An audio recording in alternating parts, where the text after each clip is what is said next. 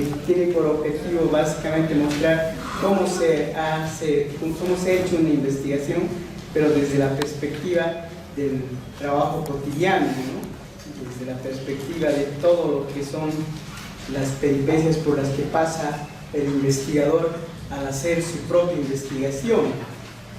En ese sentido les voy a presentar a Javier Campuzano, que va a ser quien nos va a exponer la investigación que ha realizado, y a Eduardo Paz, que va a moderar el taller. Muchas gracias. Bueno, a estudiantes, tesistas, profesores, buenas noches a todos. Entro en este caso como en suplencia de Mario Murillo, justamente para lo que decía Raúl. Es la segunda sesión del ciclo de seminarios Cómo hice mi tesis en sociología, que estaba organizado por el licenciado Murillo y por el Instituto de Investigaciones de nuestra carrera. Y claro, el objetivo fundamental es, más allá de todo lo que son los aparatos teóricos, de todas las que son las estrategias metodológicas planteadas en términos, digamos, epistemológicos, metodología, de técnica, el momento es abrir un poco la caja negra de la investigación y centrarnos en los procesos de cocina de la investigación, los temas de los accesos a los medios que se investigan, las frustraciones, las soluciones emergentes, los problemas y los medios de resolverlos. Y para esta tarea de hoy tenemos a Javier Campuzano, que nos va a presentar una tesis defendida recientemente, de 2015, que trata sobre agresores y agredidos. Básicamente una tesis sobre violencia escolar, bullying, tema muy en boga, y que ha sido, por la calidad con la que ha sido desarrollada esta investigación, ha merecido el premio de investigación de tesis, el premio de tesis que otorga el Centro de Investigaciones Sociales de la Vicepresidencia. Antes de darle la palabra a Javier, que nos va a hablar una media hora, unos 35 minutos, y luego tendremos un par de rondas de preguntas. Un anuncio breve, que es que el 2 de agosto, continuando con este ciclo, tendremos la exposición del profesor David Llanos, que expondrá No hay ley para la cosecha. Otro texto, otra investigación importantísima.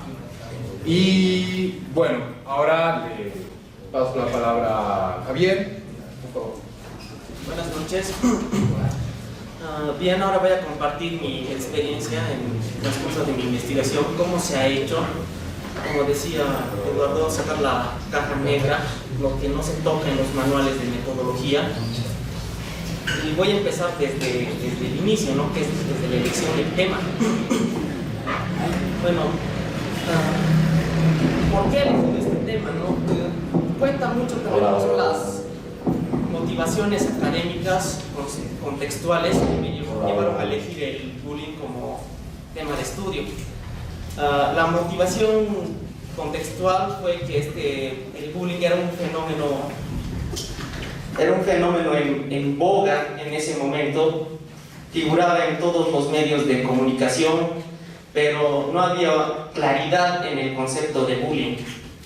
Todos esos estudios eran hechos desde la línea de la psicología, se centraban en patologizar al agresor, decir que era un enfermo mental, un ser acomplejado.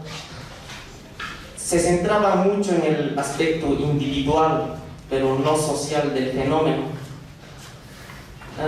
Por esa razón me he puesto a preguntar ¿qué implicaciones sociales tiene el bullying? ¿Por qué no estudiarlo desde una perspectiva sociológica, como un fenómeno social, no psicológico? ¿No? La segunda motivación fue haberme percatado de que, a pesar de que el bullying se mencionaba en todas partes, la claridad del concepto se nublaba más cuando en estos estudios toda forma de agresión lo catalogaban como bullying, ¿no? Todo era la misma bolsa. Entonces, ¿qué diferenciaba el bullying de otras formas de violencia, de otro tipo de agresiones? Esa fue una segunda motivación para estudiar este tema. La tercera ha sido una motivación metodológica, porque los estudios hechos hasta ese momento se centraban en cuantificaciones, ¿no? Sacar estadísticas, porcentajes, numeraciones, que oscurecían todavía más de lo que he dicho la comprensión de este fenómeno, porque en las estadísticas no se sabía qué era bullying, qué era una agresión circunstancial, todo era en la misma categoría. Pero se necesitaba comprender este fenómeno desde una perspectiva cualitativa, ¿no? Porque hay cosas que en las interacciones sociales que no se pueden cuantificar. No se puede cuantificar el discurso, no se puede cuantificar la cultura, no se pueden cuantificar las subjetividades. Esas han sido las motivaciones por las que he elegido el tema.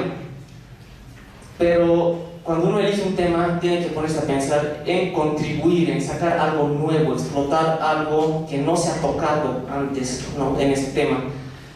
No tocar un tema para repetir lo mismo. Toda investigación siempre tiene un pequeño vacío que da pie para abrirlo a otras investigaciones, para profundizar ese punto. Entonces, desde esa perspectiva, los investigadores tienen que ver qué es lo que no se ha tocado en otros temas, ¿no? O en el tema que están escogiendo.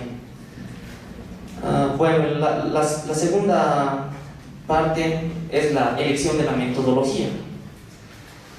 El bullying es un tema de alta sensibilidad para los actores sociales implicados.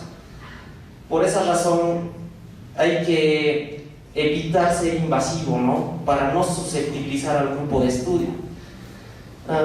Por eso he optado por la metodología cualitativa, etnográfica, no participante, pasiva, pero sobre todo encubierta.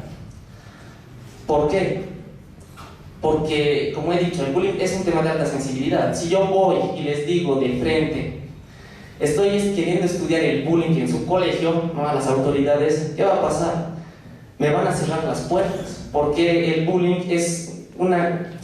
contradice su imagen o su discurso público que el colegio quiere dar, ¿no? A la sociedad, de ser un colegio ideal, donde no hay indisciplina, donde no hay conflictos. El bullying es como se diría, un discurso oculto, ¿no?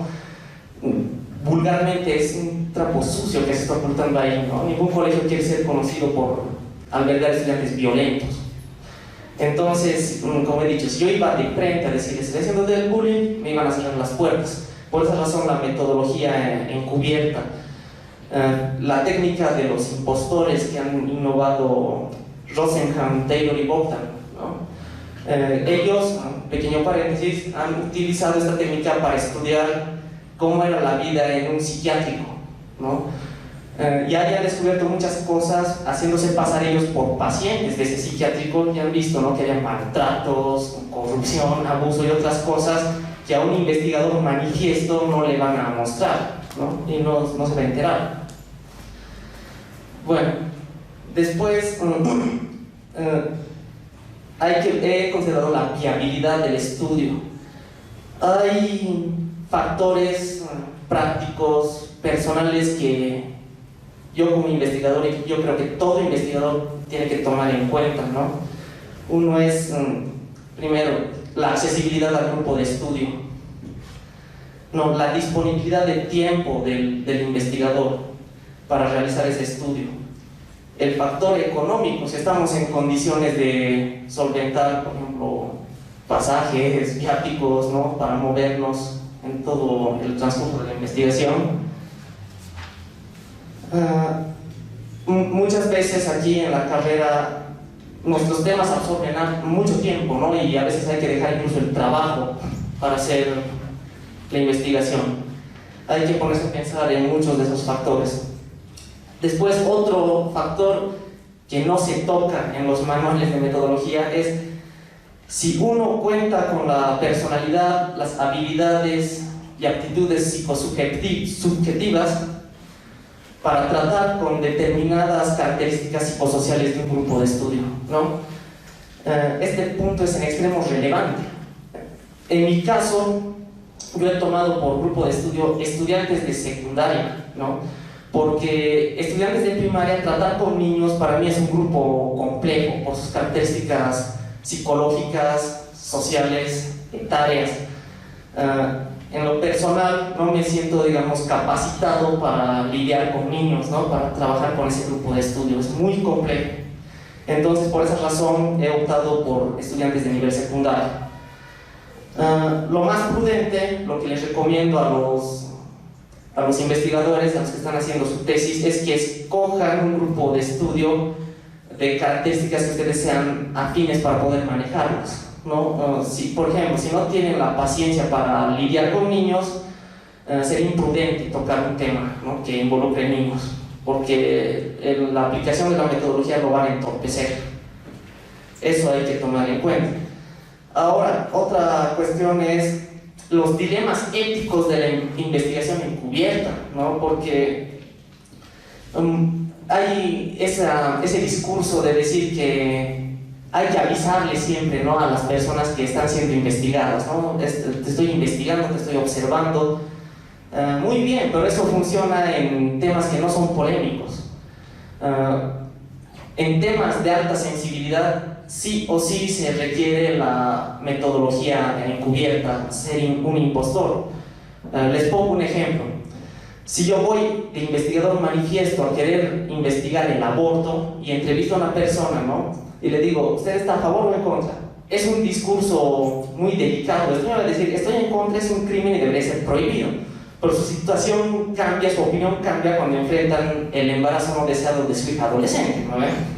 Entonces, en ese caso, ir de frente manifiestamente crea inhibición. La técnica de los impostores tiene por objetivo desinhibir a los informantes. ¿Ya? ¿Por qué? Porque cuando uno se hace pasar por impostor, va de encubierto, el grupo de estudio no sabe que nosotros lo estamos investigando, entonces no van a alterar su conducta cuando les estemos observando. Por ejemplo, si yo iba y les decía, estoy haciendo el bullying a los estudiantes, estoy estudiando el bullying, ellos en mi delante no iban a hacer ningún acto de agresión porque se sentían observados, ¿no? Pero cuando entré a hacer el trabajo de campo con mi rol encubierto, ¿no? Ellos no sabían que yo estaba estudiando el bullying, entonces se desinhibían y hacían actos de agresión en mi delante porque ellos no sabían que yo estaba estudiando ese tema, ¿no? Más adelante voy a profundizar cuál ha sido mi rol, pero de antemano me he hecho pasar, digamos, por un estudiante en efecto de sociología, pero que no estaba estudiando el bullying, sino la dinámica escolar, un término general e impreciso para que no puedan alterar su comportamiento. Ahora, en el terreno de la investigación, en el terreno de la ética, no hay reglas estrictas. Sea como sea, las mentiras forman parte de la interacción social. Entonces, ¿por qué no utilizarlas a nuestro favor para obtener información, ¿no? El derecho de no ser investigado, a mi juicio, en ocasiones se exagera esto hasta convertirlo en un artificio pseudomoralista para limitar el estudio de temas polémicos, ¿no? De alta sensibilidad, drogas, crímenes, maltratos, corrupción, etc. Como he dicho, en estos temas es necesaria la metodología encubierta. Ahora, cuando yo me he presentado en los colegios, ¿por qué no aconsejo yo la metodología manifiesta, ¿no? De presentarse, estoy haciendo una investigación? ¿Por qué? Sobre bullying, nada menos, ¿no? ¿Qué sucede? Muchas veces te pueden agarrar y poner requisitos estúpidos para cerrarte las puertas. Algunos te las cierran de frente y te dicen, no, aquí no vas a hacer esto. Y otros te pueden decir cosas, por ejemplo, yo me acuerdo cuando he hecho el peregrinaje para buscar a los colegios. ¿Ya quieres estudiar esto? Bien, vas a tener que sacar un permiso notariado de cada estudiante donde acepte que está siendo entrevistado. Este requisito es viable para nada, ¿no? Entonces, muchas veces te ponen esas trabas para cerrarte las puertas. Y ahí es donde me puse a pensar, creo que mejor la técnica encubierta, ¿no? Hay que ser un espía aquí para sacar información, sacar los trapos sucios al sol. Y una pequeña reflexión, que aquí en Bolivia toda investigación tiene que ser en cierto grado encubierta, ¿no? Por la misma naturaleza de la población, porque somos muy susceptibles aquí cuando uno hace investigación. Y una recomendación, nunca utilizar el término investigación con el grupo de estudio. ¿Por qué? Porque cuando uno va y dice, estoy haciendo una investigación, ¿cómo lo asumen ellos? Investigación para ellos es algo que hace la policía, ¿ya? Entonces, este es un policía, un detective, está viniendo a buscar algo turbio, lo va a publicar y estamos arruinados, ¿no? Eso es lo que están pensando. Por eso nunca utilizar el término investigación, siempre estoy haciendo un estudio o un eufemismo, ¿no? Para no susceptibilizar al grupo de estudio. Pues estoy haciendo mi tesis, pero no decir investigación. Ahora, como decía, aquí en nuestro medio sí o sí tiene que ser encubierto en cierto grado. Incluso las investigaciones cuantitativas, ¿no? Incluso las que son de temas que no son polémicos. Y les pongo un caso que a mí me contaron. Unos estudiantes de otra universidad querían hacer un estudio cuantitativo sobre el uso de aderezos en las que preparan comida rápida, ¿no? Y fueron a la Pérez ahí con encuesta en mano, ¿ya? Les dijeron, queremos averiguar cuál es el aderezo que ustedes usan, de su preferencia, ¿no?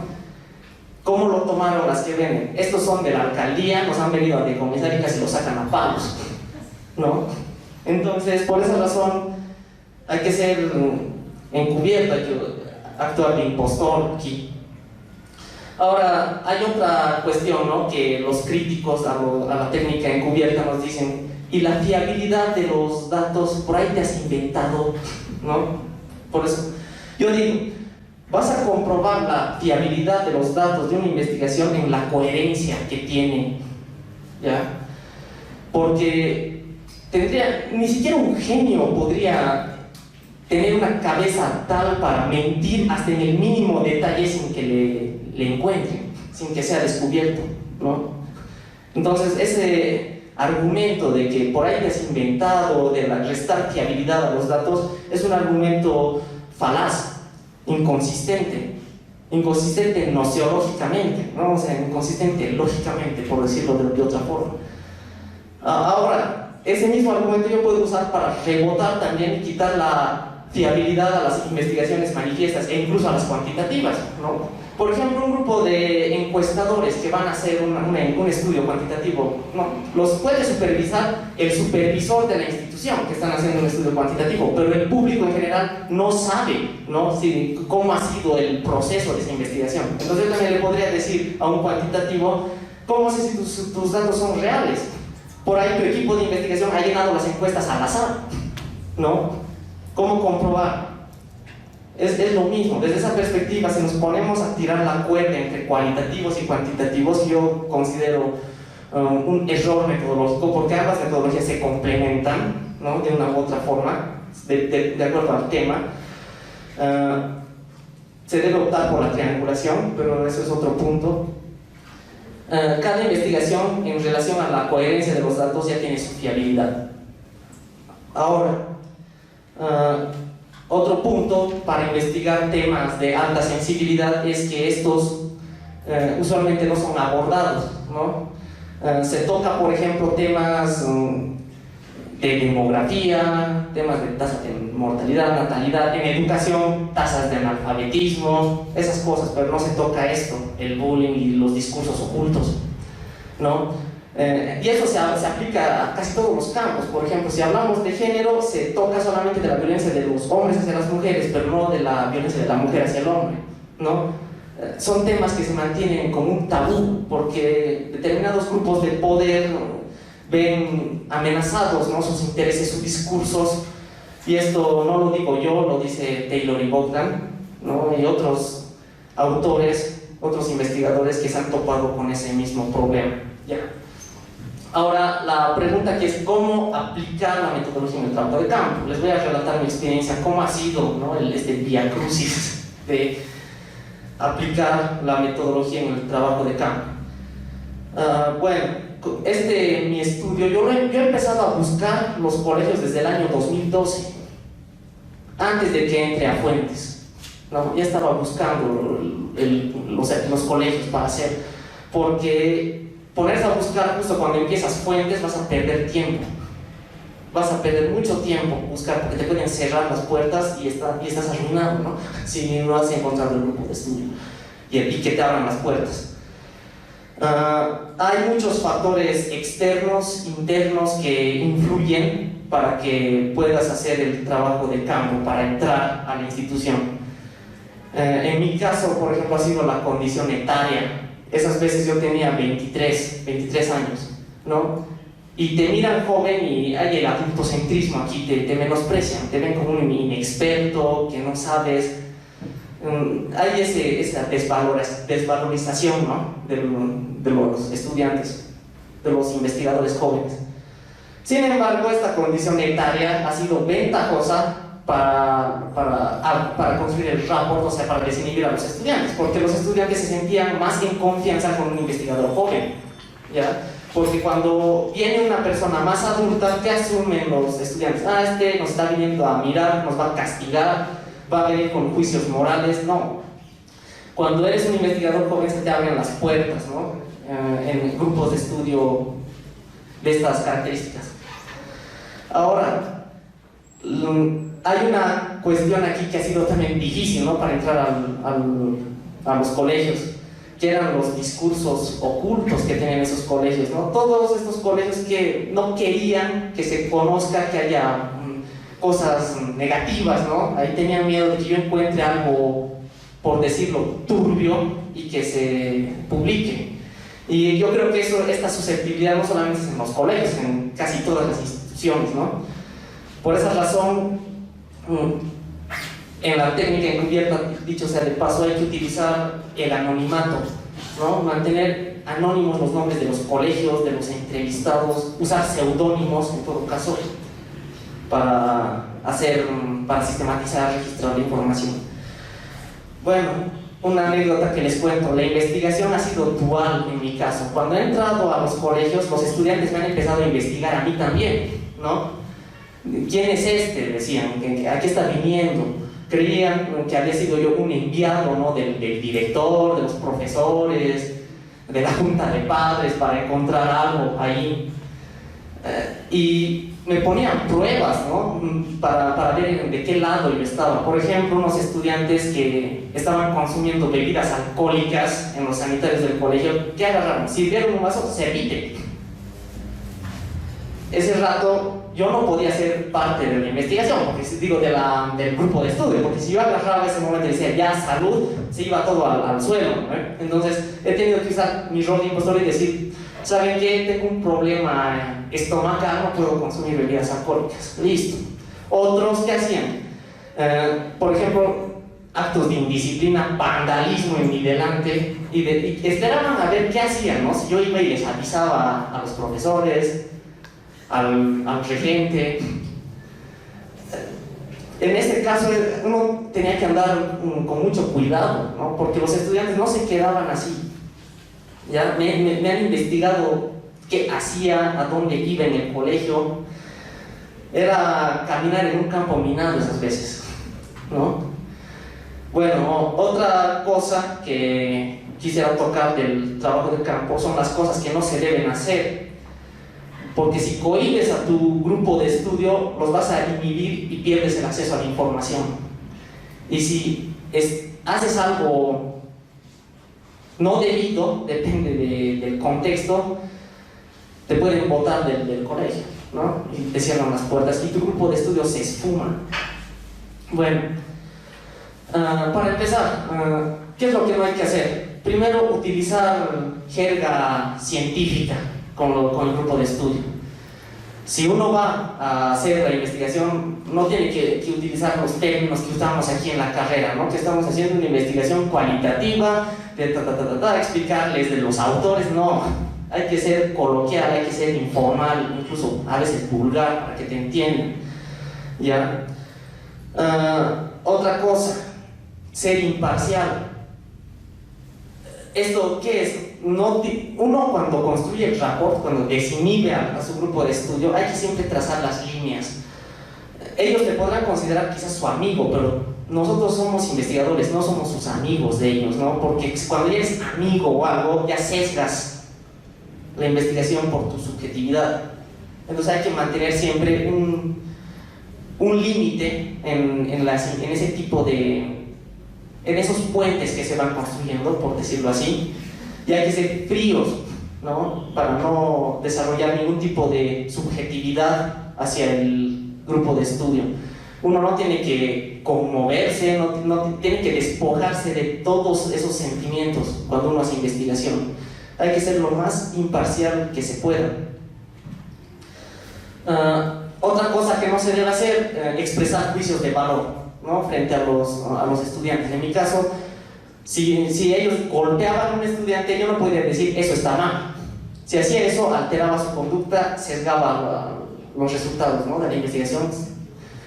Uno tiene que mantener un perfil bajo en esos momentos, y eso es lo que yo hacía. Aunque se estén pegando, no podía decir esto está bien, esto está mal. En sociología no hay bueno, malo, feo, bonito, esas son subjetividades, varían de persona a persona. Otra cosa que no se debe hacer, si bien mantenemos los datos en anonimato, hay que evitar hacer descripciones tan precisas que revelen la identidad de los colegios o de los estudiantes por reticencia. ¿Eso qué quiere decir? De nada sirve que yo guarde en anonimato al colegio si doy el número de su puerta, la dirección donde se ubica, su teléfono. No. Lo mismo, que no sirve de nada que yo mantenga en anonimato el nombre de un entrevistado si voy a dar casi todas las pistas para que lo reconozcan, ¿no? Sin necesidad de dar su nombre. Entonces eso hay que evitar. Otro obstáculo que he tenido ha sido que lamentablemente lo que un investigador hace en el campo repercute en lo que van a vivir otros investigadores en ese campo. Ese ha sido un obstáculo. En Fuentes, cuando estaba haciendo el trabajo de campo, el año pasado en ese colegio habían ido 3 estudiantes de psicología, ¿no? Habían aplicado pruebas psicométricas, o sea, test psicológicos a los estudiantes, y habían publicado los resultados en Facebook. ¿Ya? Esto ha causado una indignación, pues, colectiva en el colegio, ¿no? Que creían que los investigadores iban a venir, o sea, en este caso que yo iba a ir y todo lo que encuentre iba a ponerlo en Facebook, en otras redes sociales. Eso ha sido un percance que ya salía de mi control y que ha inhibido, ¿no? Que lamentablemente ha inhibido especialmente a lo que eran los profesores y determinados alumnos, ¿no? Pero poco a poco se puede ir derrumbando esos muros. Hay que ser también estratégico en lo que es el rapport.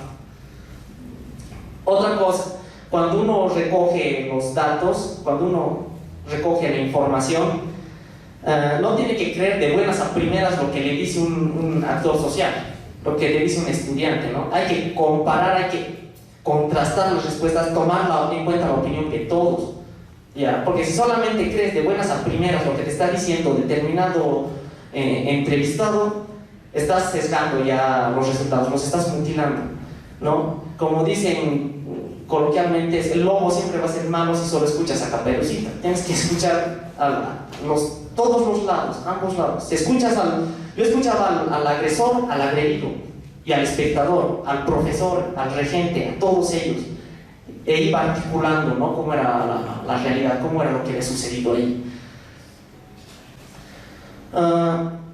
Después, hay que considerar también lo que es otros problemas imprevistos, que son, por ejemplo, de tiempo. En mi caso ha sido el problema de las vacaciones, ¿no? Las vacaciones invernales, las vacaciones finales eran una traba porque no podía acceder al grupo de estudio, ¿no? Entonces, por esa razón, uno tiene que acudir al espacio, al grupo de estudio, tiene que hacer visitas frecuentes para sacar el máximo de información que se pueda. En el caso de la carrera, Fuentes, tesis, empiecen a hacer el trabajo de campo desde fuentes, no esperen a tesis, ¿ya? Porque ahí van a tener 2 años para hacer el trabajo de campo.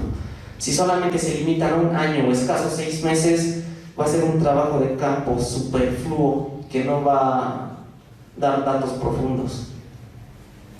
Ahora, un punto que quisiera abordar es que los manuales de metodología son, como su nombre lo dice, manuales, no son catecismos, ¿ya? Está bien como una guía, pero hay que tener en cuenta que esos manuales han sido escritos en Estados Unidos, en Europa, por lo general, ¿no? Los que usamos aquí. Y muchas de esas cosas que explican ellos no se adaptan a la realidad boliviana, a nuestro contexto, ¿no? Ahora, si dependes mucho del manual, no vas a poder pensar por ti mismo cuando se te aparezca una situación que no está en el manual. El investigador ahí tiene que ser rápido, tiene que ser un estratega, tomar decisiones rápidas e imprevistas, ¿no? Ante problemas que surgen en ese momento. Si tú agarras y te basas en el manual, y por ejemplo, lo que me ha pasado a mí, a un estudiante lo masacran en mi delante, el manual, ¿qué dice? Esa situación no está en el manual, ¿no? Ese rato tienes que idearte y ver qué es lo más estratégico para hacer. Por eso yo digo que la metodología se construye en base a los requerimientos de la investigación también, ¿no? Hay que tomar muy en cuenta eso. Bien, ahora el alcance de la investigación. Una investigación, como he dicho, no puede abarcarlo todo, ¿no? Siempre va a haber algo que no hemos podido tocar por razones de tiempo, por imprevistos, ¿no? y todas esas cosas. Pero eso no quiere decir que la investigación esté mal. De hecho, cuando hay un vacío, ya estás dando la puerta para que otros profundicen eso, ¿no? que has dejado vacío. Ahora, ¿por qué digo que una investigación tiene sus limitaciones? Peor para un investigador que es individual, ¿no? Porque cuando eres solito, vas a hacer solo tu trabajo de campo, te tienes que partir en 1000 para hacerlo, ¿no? Tienes que estar en muchos lugares al mismo tiempo, por decirlo así, metafóricamente. Entonces, yo me pongo a pensar, ni siquiera equipos de investigadores han podido profundizar y abarcar todo, ¿no? en lo que han estudiado. Peor un investigador individual. Por esas razones, las investigaciones tienen sus limitaciones. En mi caso es el tiempo. Ahora, el cierre del trabajo de campo. Esto voy a hacer más breve. Cuando los datos ya empiezan a repetirse, a ser repetitivos, ¿no? Y ya no encontramos nada nuevo, ya es hora de salir del campo. En ese momento la salida tiene que ser gradual. Yo me he ido retirando gradualmente de los colegios, porque si desapareces abruptamente, creas sospechas, ¿no? Y es una falta de respeto incluso al grupo de estudio. Tienes que ir desapareciendo gradualmente, ¿no? Y despidiéndose, saliendo por la puerta, como se dice, no sales por la ventana. Bueno, después, otra cuestión es devolver la información al grupo estudiado. Esa es una pregunta que no se toca en los manuales, ¿no? Y con esto finalizo. Muchos, por ejemplo, me preguntaron a mí, y ahora como que has investigado, ¿les vas a dar tu tesis a los colegios, a los estudiantes? No, porque si he ido de encubierto, darles mi tesis ya pues hecha por tierra, ¿no? Mi rol encubierto. Lo que se hace cuando encuentras temas, cuando haces temas de alta sensibilidad y encuentras cosas desfavorables, es darles un informe, ¿no? a los directores, en mi caso, digamos, pero un informe no de lo que estábamos haciendo. En mi caso yo he dicho la dinámica escolar, muy bien, les voy a dar la dinámica escolar. Entonces, ¿qué ha sido? ¿Cómo socializaban los estudiantes en el recreo? ¿Cómo hacían, digamos, cómo jugaban? ¿Cuáles eran sus pasatiempos? ¿Cuál era su rendimiento académico? Esas cosas, ¿no? Porque si les decía de bullying, ya tiraba por tierra todo lo que había hecho. Aparte, hay organizaciones que pueden reaccionar con furor cuando ven que has descubierto algo turbio y muchas veces hasta te pueden amenazar, ¿no? Este ha sido el caso de un investigador americano, de Steve Hassan, que ha hecho sobre el control mental en sectas religiosas. Les ha devuelto la información que ha hecho y que ha pasado, lo han amenazado. Un grupo de la secta no le ha dado una paliza y lo han amenazado de muerte. Entonces, por nuestra propia seguridad, no hay que devolver información en temas de alta sensibilidad, ¿no? Y eso es lo que podría decir, básicamente. Y una cosita más sobre el diálogo entre teoría y datos empíricos. No es nomás agarrar una teoría y ponerla, ¿no?, a lo bruto, calzándola a la fuerza con nuestro tema de estudio. Nosotros tenemos que producir la teoría es un referente, ¿no? Pero si no se adapta, podemos agarrar y, como les digo, adaptar, ¿no?, la teoría. Por ejemplo, el libro de Scott, que yo usé, que era de la resistencia, tocaba la resistencia, pero en el ámbito político, ¿no? La resistencia, por ejemplo, a nivel del Estado, de grupos subversivos. Yo he acoplado eso para un aspecto microsocial, que es la violencia entre estudiantes, ¿no? Una forma de resistencia. Por ejemplo, igual el ritual, el estudio de los rituales ha sido más que todo en la antropología, ¿no? Y más con una connotación religiosa. Pero yo he adaptado esos términos a mi tema para decir, por ejemplo, que el bullying es un ritual de resistencia en donde intervienen relaciones de dominación, ¿no? Cosas así. Entonces, eso es lo que podría decir. Gracias.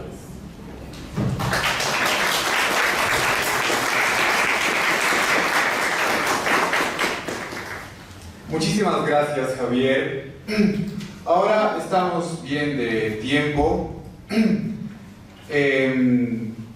Tengamos un par de rondas de preguntas para ampliar, para tal vez poner en evidencia algunas cosas sobre las que se puede ampliar.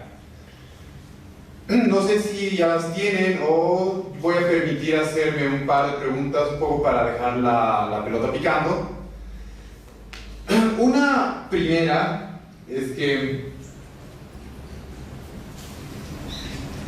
es interesante, digamos, tu posición sobre la ética de la investigación.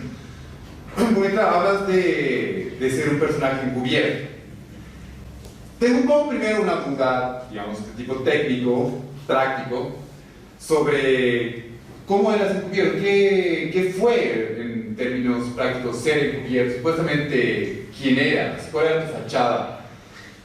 Y un poco atando estas cuestiones de los aspectos éticos, me llama la atención de que, claro, dices que si la mentira es parte de la interacción social, ¿por qué desprenderla, digamos, de los procedimientos de investigación? Pero a la vez que desafía, digamos, una dimensión de los aspectos éticos de investigación, también tomas otros recaudos, pones seudónimos, has visto que hay que evitar hacer descripciones detalladas que revelen la identidad de los informantes, evitar arruinar el campo para otros investigadores. Entonces, me parece que hay como un par de decisiones más complejas sobre la ética de investigación. Y claro, sobre no se puede devolver la información o se le puede mentir al informante, pero de todas maneras me parecen otros aspectos de ética. No sé si podrías un poco avanzar en una situación de explicitar un poco más cuál sería la tuya propia, que me parece que sirve un poco para complejizar, digamos, las posiciones propias. Y otra cosa en la que creo que es importante profundizar, es cómo has hecho el registro. Como has hecho etnografía, yo supongo tenías un diario de campo, pero quisiera que nos hables un poco cómo era tu diario. Directa en papel, computadora, cuántas horas has escrito. Te pregunto eso por experiencia, porque sé que escribir un diario de campo es costoso y creo que es bueno que lo pongamos en común. Sé que hay personas que manejan distintas copias por cuestiones de pérdidas, por ejemplo, si tienen pérdidas de información, etc. Eso es mi lado. No sé si alguien tiene una pregunta. ¿Ya? Entonces comencemos por acá y luego volvemos con... Bueno, voy a responder estas preguntas. La primera, ¿cuál era mi rol? Bueno, me he presentado así como un estudiante, ¿no?, que estaba haciendo su tesis, pero lo encubierto estaba en que no sabía el tema que estaba estudiando, ¿no? Estoy estudiando la dinámica escolar. Ese ha sido mi rol encubierto. Ha sido más, digamos, circunscrito a lo temático. ¿Ya? Ahora, una ventaja que me ha ayudado a hacerlo, conformar el rol, por decirlo así, es que no, la gente, no digo todos, pero una persona, digamos, que no está familiarizada con el ámbito de las ciencias sociales, cuando le dicen sociología, no sabe precisamente qué es, y me ha pasado. ¿Qué estás estudiando? Sociología, ¿qué es eso? ¿No? Lo primero, y yo creo que les ha pasado a muchos también, desde aquí. Entonces asumían que era una rama de la psicología, algo así, ¿no? Y otros creían que era comunicación social, trabajo social, ¿no? Entonces eso también me valido de esa idea que tenían para respaldar mi rol de impostor en esa parte, ¿no? Eso ha sido mi rol. Ahora, sobre el uso de las mentiras, que son parte de la realidad social, la interacción. ¿Cómo se justifica esto? Cuando uno hace una investigación en un tema encubierto, no está buscando información para causar daño, no está haciendo la investigación para perjudicar a otro grupo, a otra persona. Ahí está la ética. Estamos sacando una realidad oculta precisamente para después, digamos, poder combatir esos problemas desde su raíz, ¿no? Ahí se justifica el uso de la técnica de los impostores, porque otra cosa sería que yo vaya de encubierto, me infiltre, saque información para después dañar al grupo o a esa persona. Ahí sí es muy reprobable, ¿no? Pero cuando el fin de la investigación encubierta es conocer una realidad, conocer un problema, con el objetivo después de dar solución a muchas cosas, ahí ya se justifica, ya está el principio ético, ¿no? Ahora, mi diario de campo.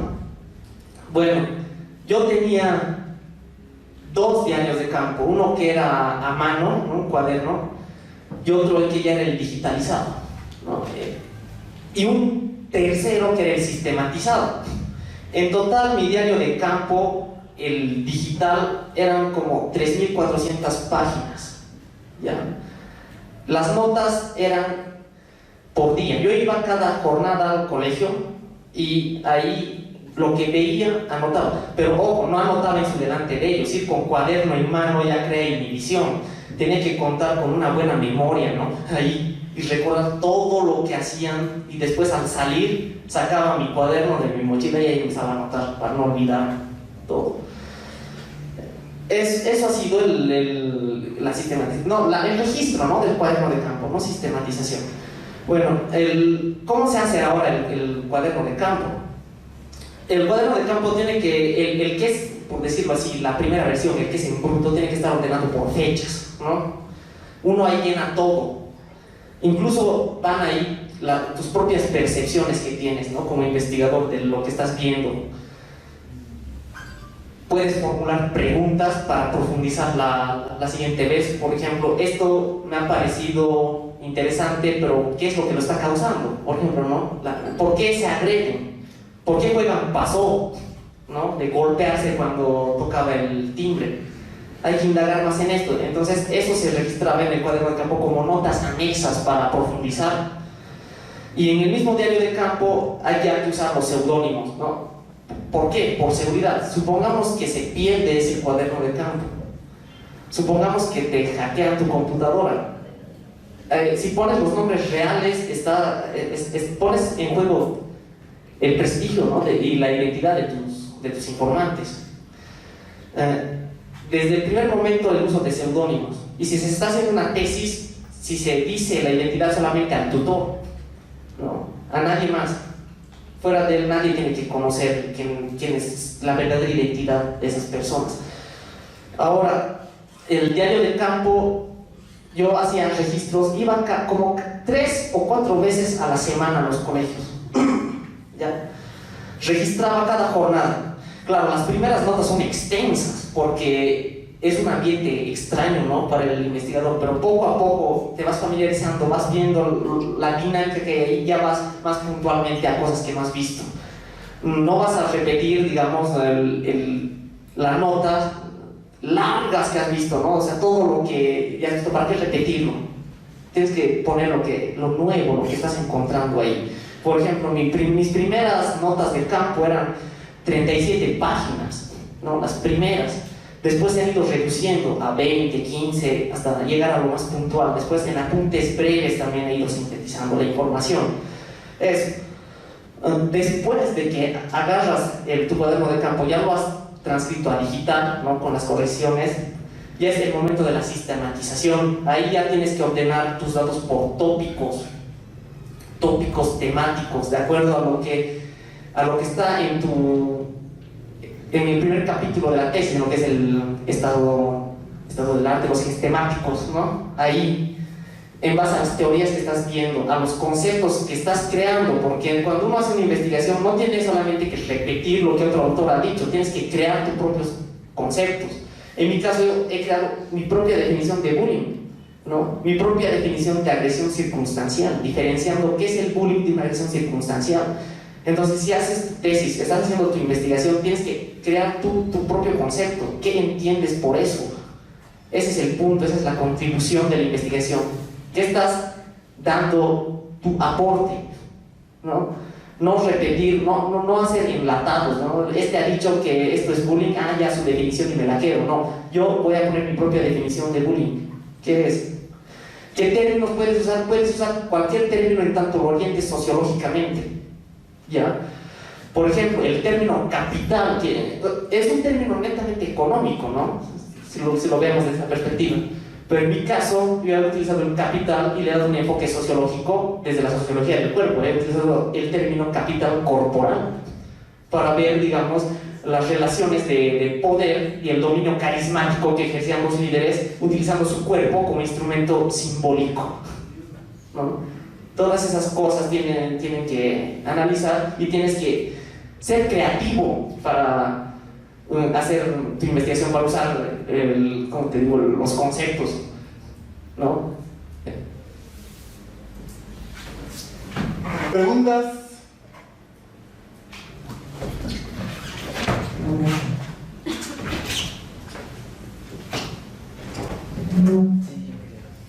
Gracias, buenas noches. Javier, tenía una duda.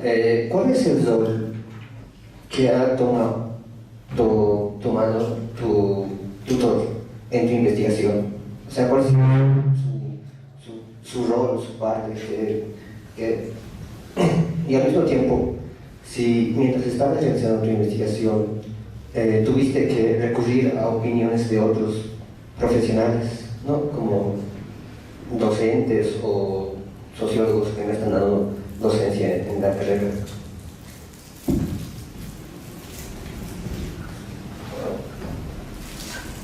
¿Alguien más? Hagamos una ronda de unas 3 para la compañera que tiene audífonos. Sí, ¿no?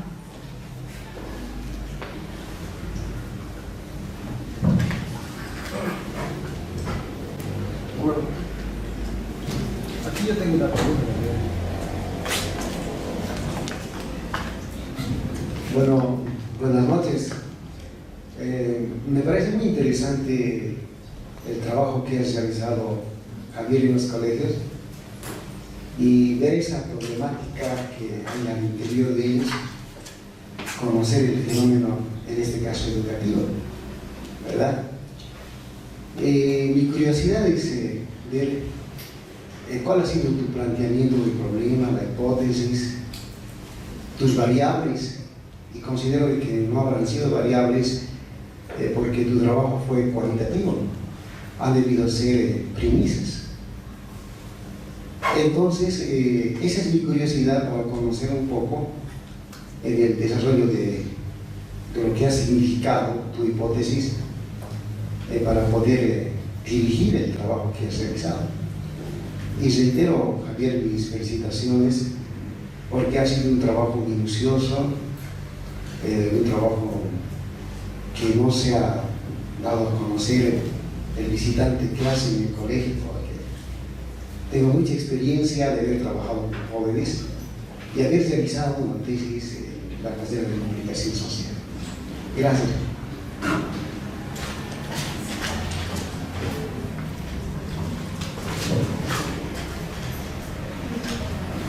Buenas noches. Llegué un poco tarde, podría repetirme el título de su tesis y también sacaría las preguntas que quería hacer en el señor anterior, ¿no? Pero para complementar, me gustaría saber, todos hemos pasado por el colegio, ¿no? Entonces todos tenemos ciertas experiencias. ¿Qué parte de su bagaje personal, su conocimiento que ha tenido en su etapa de colegio y de universidad ha aplicado? ¿Qué porcentaje a la investigación, ¿no? Porque seguramente han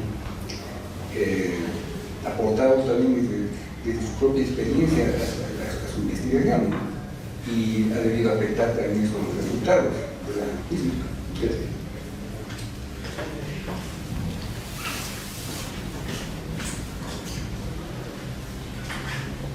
Javier, yo solamente quiero felicitarte. Me doy cuenta que tu tema ha sido muy complejo y por eso has tenido que utilizar, digamos, estrategias muy interesantes para poder hacer este trabajo de campo personal. Hay veces los investigados más bien están prestos a abrirse porque hay veces están de acuerdo con la investigación, lo que sea. Pero estos temas que tú has tomado, este tema especialmente, es un tema muy complejo que es muy difícil, digamos, hacerlo de frente, y creo que la estrategia, como lo que nos ha explicado, creo que ha sido muy interesante. Yo solamente quiero felicitarte. Gracias.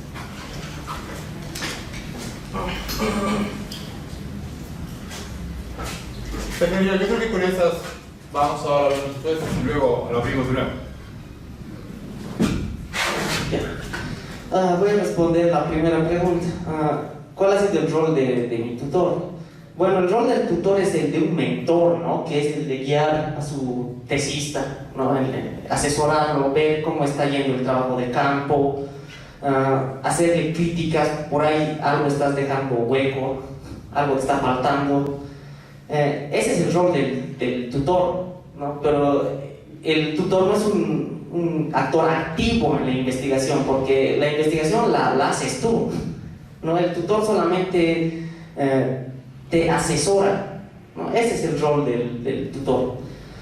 Ahora, las opiniones de otros profesionales de otras disciplinas, en efecto. Por ejemplo, yo he tenido que leer por completo así el manual de psiquiatría DMC-4-5, ¿no? Para romper ¿cómo se dice? Los prejuicios psicologistas que hay, ¿no? En torno al bullying, de ver al agresor como un enfermo mental, ¿no?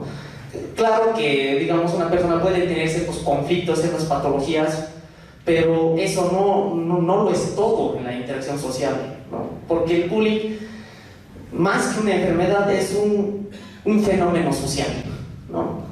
Eso.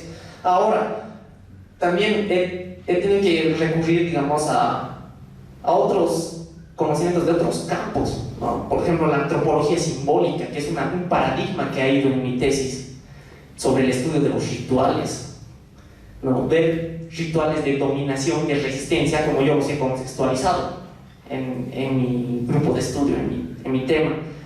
E incluso he tenido que estudiar también filosofía, ¿no? Por ejemplo, decir que el agresor es un líder carismático en términos weberianos, pero al mismo tiempo un arquetipo de superhombre en términos de Nietzsche. ¿Cómo cruzar esos dos términos, ¿no? Así es, esa relación. Claro que esto no es celebrar, incentivar la violencia, pero es más o menos el prototipo de cómo se percibe a sí mismo el agresor y ante su grupo de seguidores, ¿no? Eso. De hecho, una investigación siempre también tiene que estar respaldada, ¿no? en un mínimo con otras áreas. En eso consiste también el conocimiento científico. Es un tejido, no somos una isla, no estamos aislados, no tenemos que respaldarnos. Ahora, la segunda pregunta sobre el planteamiento del problema. Bueno, antes que nada, hipótesis yo no he manejado. ¿Por qué? Porque las hipótesis, como sea indirectamente, tienden a sesgar la investigación, porque cuando uno pone una hipótesis, inconscientemente va con la intención de refutarla o de confirmarla, ¿no? Entonces, mejor no tocar la hipótesis, en mi caso, ¿no? Como yo lo he hecho. El planteamiento del problema ha sido, primero, conocer y diferenciar, ¿no? De qué diferenciaba el bullying de otras agresiones, de otros tipos de violencia, ¿ya? Aunque esto parece un objetivo, pero ha sido la raíz, digamos, de hacer esta investigación, ¿no? El interés principal.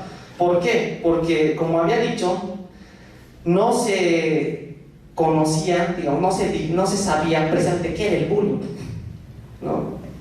Entonces, eso era un problema. Eso ha sido, ¿no? el punto de partida para hacer la investigación, ¿ya? Y ahora otra cosa que ha sido también poner al bullying como una manifestación de resistencia hacia el dominio escolar por parte de los estudiantes, ¿no?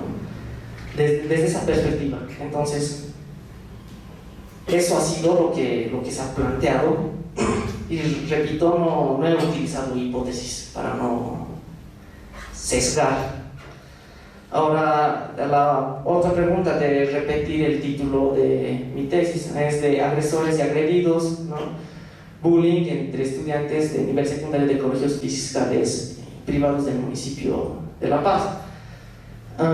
Esto también ha sido otra cosa de comparar cómo era el bullying en un colegio fiscal y en otro particular, cosa que no se había hecho hasta ahora, ¿no? Se tenía al margen la dependencia de los colegios, ¿no? Entonces, he encontrado cosas muy, muy interesantes, ¿no? La diferencia en la que se manifestaba el bullying en un colegio particular y en un colegio fiscal. Eso da para hablar para largo, ¿no? Que no me puedo extender más.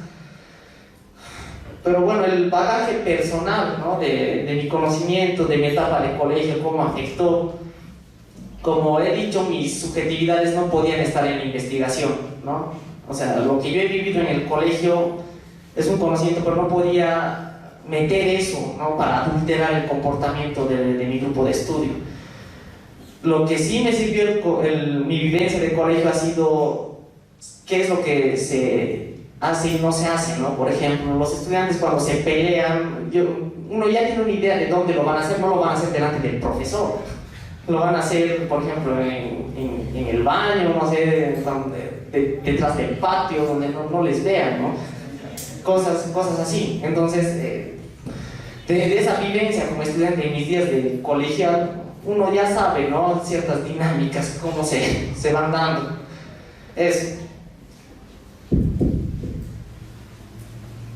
¿Más preguntas?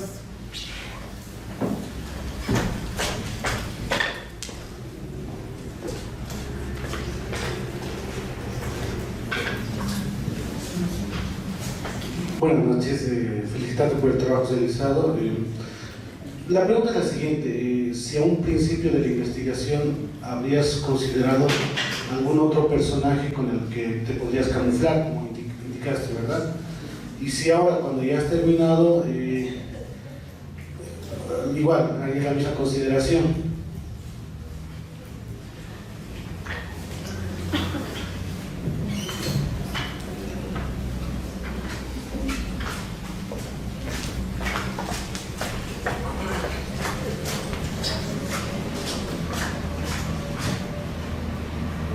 Buenas noches, me adhiero a las felicitaciones, Javi. Habiendo leído tu tesis y ahora escuchando tu exposición, hay una duda que quiero que me aclares.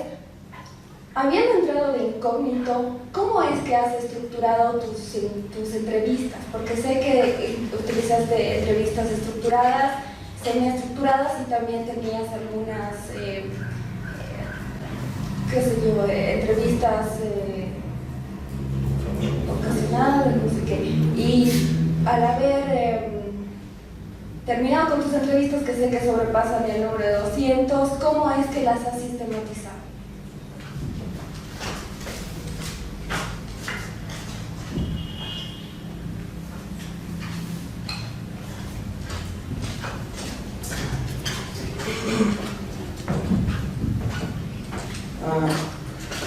Bueno, la primera pregunta ¿qué otro personaje podría haber usado, ¿no?, como rol de impostor? Bueno, solamente el de estudiante, porque el rol de impostor también tiene que ser creíble, ¿no? Si yo me presentaba con un rol, no sé, demasiado inusual, no se le iban a creer.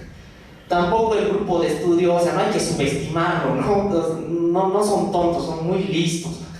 Y si tú vas, digamos, si te presentas con algo que no es creíble, pierdes el acceso al grupo de estudio. Como he dicho, mi rol era, en efecto, era un estudiante, pero lo que no sabían era el tema que estaba haciendo, ¿no? Eso. Tiene que ser creíble el rol de impostor. Ahora, a la segunda pregunta de mi rol de impostor encubierto, ¿cómo hice las entrevistas? Bueno, primero, la construcción del rapport es fundamental, tienes que desinhibirlos, ¿no?, a los estudiantes. Ahora, los estudiantes, o sea, los del colegio, los changos, me veían a mí como alguien que viene de la universidad, pero no como algo peligroso, ¿me entienden? No como alguien que los va a denunciar, no. Eso ha sido muy útil para sacar información. Ahora, ¿cómo se hacían las entrevistas? Las he tenido que hacer por partes, ¿no? ¿Por qué? Porque como no tenía grabadora, no podía sacar grabadora, cuaderno, nada delante de ellos, tenía que conversar, por ejemplo, una media hora con uno, ¿no? Después de salir de transcribir esos datos y después continuar con la entrevista en otra ocasión, otra media hora, así, no, poco a poco, porque si le tiraba 2 horas corrido me iba a olvidar lo que he registrado, ¿no?, lo que me han dicho. Entonces, ha sido en partes. Y en estos casos las preguntas tienen que ser un tanto puntuales, no divagar mucho. Pero también hay que considerar el contexto, no les vas a entrevistar en cualquier rato. Por ejemplo, si a un agresor yo lo entrevisto, no le voy a entrevistar delante del profesor, ¿no?, ni delante de los padres. Tiene que ser un momento donde su conducta esté desinhibida. Por ejemplo, ¿yo qué hacía? Los entrevistaba en el recreo, los entrevistaba a la hora de salida, ¿no? Salían del colegio, iba caminando con ellos como al irme y ahí les sacaba información, ¿no?, como en una conversación informal. Esos medios yo he usado para todo esto. Las preguntas ya las tenía en mi cabeza, ¿no?, porque no puedes sacar ni siquiera un celular ese rato, ¿no?, para registrar la información. Como les he dicho, es un tanto complejo hacer este tipo de investigación encubierta, ¿no? Ahora, ¿cómo se sistematiza? Bueno, eso hay también que escoger a los informantes claves, ¿no? Primero eso, seleccionar a los informantes y todos los datos que te han dado tienes que ir articulando, ¿ya? No es ponerlo en bruto en el informe final, hay que ir articulando y estructurando la información, como se diría, haciendo una cadena, un entramado de información que se va vinculando, ¿no?, con el tópico, pero que vas interpretando también, ¿no?, porque la entrevista te da datos muy ricos.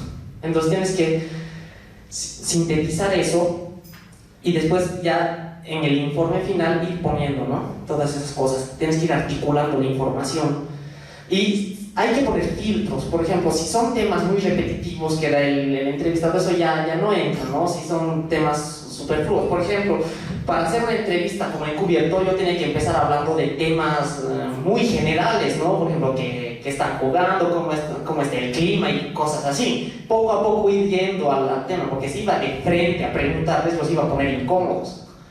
Tenía que darme esas estrategias, ¿no? Aquí les digo, es caminar en un campo minado, un error en falso y estamos arruinados.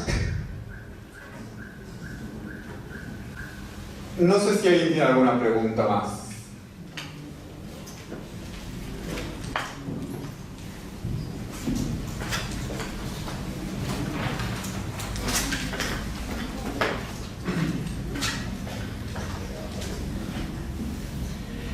Buenas noches. Quisiera preguntarte qué criterios has utilizado para seleccionar las unidades educativas.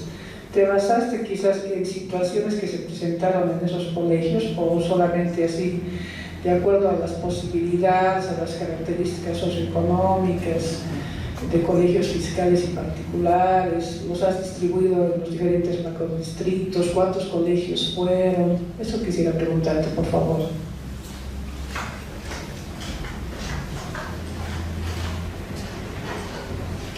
Buenas noches. Bueno, yo tenía la duda de, como dijo en una parte de su exposición, al ser una investigación que contiene una información de alta sensibilidad, ¿cuál es la dificultad para transcribir en el trabajo de la tesis las conclusiones, sobre todo, ¿no? O sea, dijo que tal vez no se podría mencionar los nombres de las personas que son entrevistadas, pero sí se podría nombrar, digamos, la institución o algo. ¿Cómo se pone, cómo lo pondría a transcribir en el informe? Eso.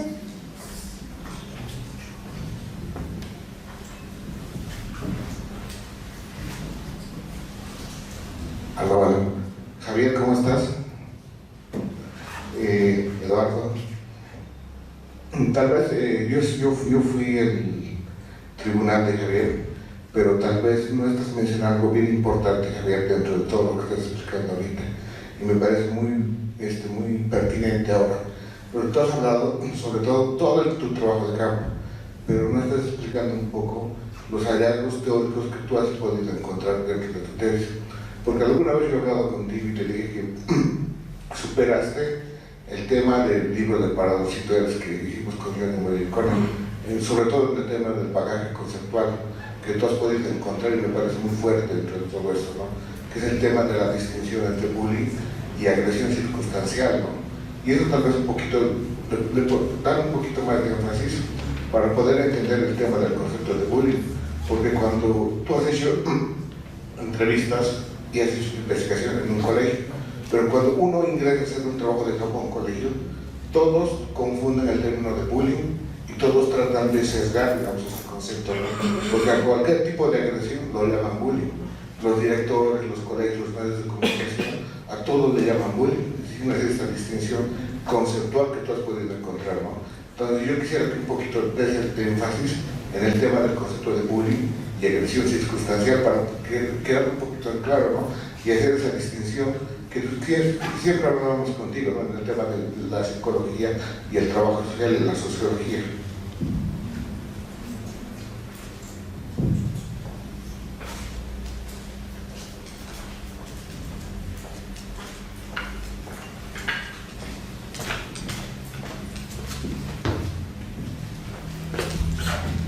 Gracias.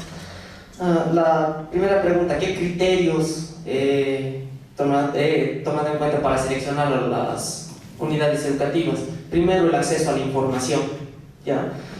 Después, he utilizado el criterio de que tenían que ser unidades educativas ya con años de trayectoria, no un colegio X que tenía un año, ¿no?, de existencia. ¿Por qué? Para evitar que el grupo de estudios se esfume o que por ahí se cierre o pase algún imprevisto de esos.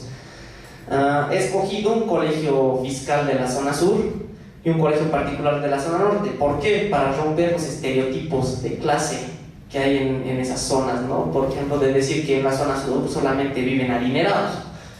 Si iba a un colegio particular de la zona sur, quizá podía respaldar esos clichés, esos estereotipos, ¿no?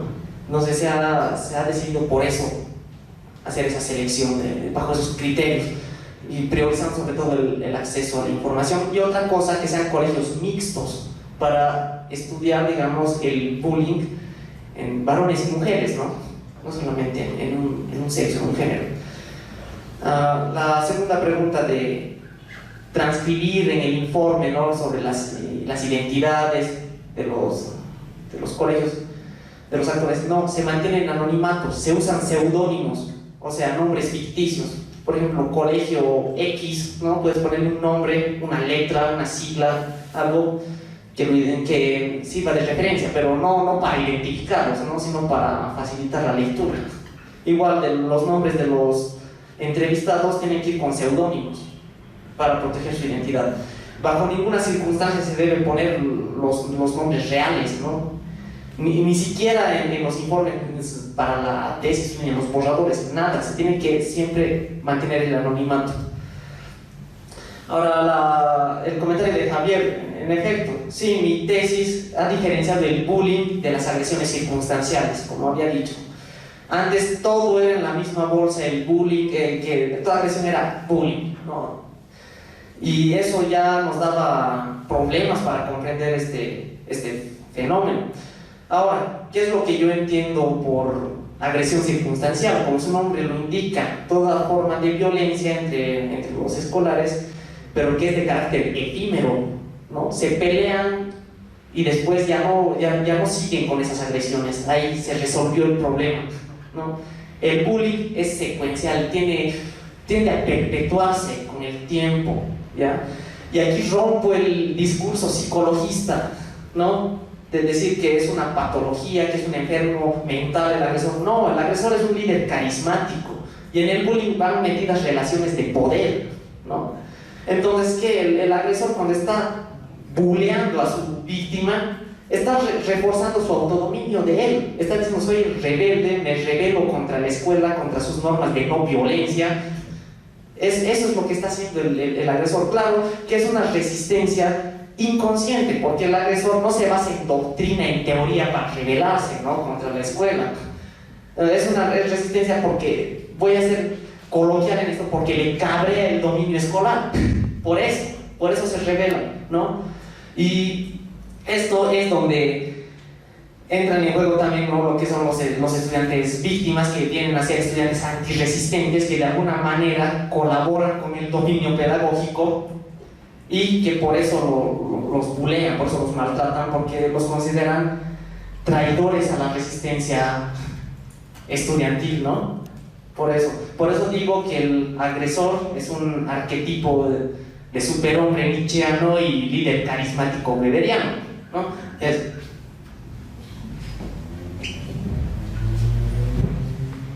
Bueno, creo que no hay más preguntas.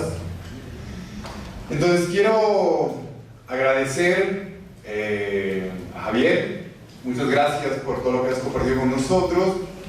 Agradecerles a todos ustedes por haber venido, por su participación. Y bueno, también a Mane Murillo y al Instituto de Investigaciones Sociales, que hace posible este encuentro.